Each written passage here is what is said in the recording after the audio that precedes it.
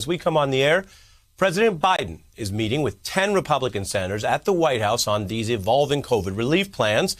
We have more on that ahead, while the top story is damning new evidence against former President Trump, which matters not only for his looming trial, which starts next week in the Senate, but also for how America deals with accountability for alleged crimes and an insurrection, and where we go from here as a nation. In fact, these two stories that I just mentioned to you tonight, they're linked. How does President Biden work with a party that has some of its prominent leaders lying about his lawful victory, and some, and to be precise and fair, not all, but some elected Republicans minimizing the violence that left 5 dead at the Capitol? How do you do negotiations over the basics when you don't have any understanding on the fundamentals? There are a lot of smart thinkers who've studied these types of issues in different societies, and a lot of progressives right now around the Biden administration who say there can be no unity, no true democracy under the rule of law, unless there are facts and accountability first.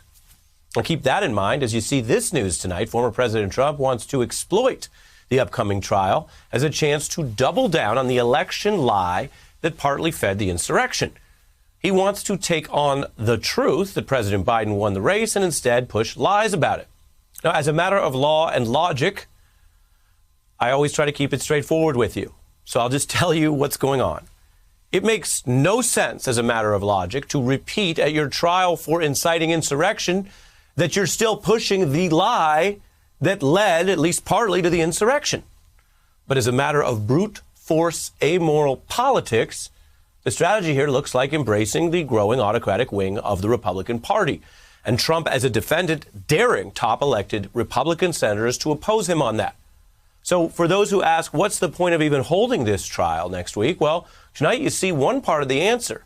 At a time when some in the GOP would like to pretend they quietly opposed the insurrection without actually opposing the insurrection, without actually standing up to the lie at the center of it, well, they will have a harder time. This trial may bring out more hard truths about how wide that support may be for Americans to know, to make informed decisions. There are elections in the future as well.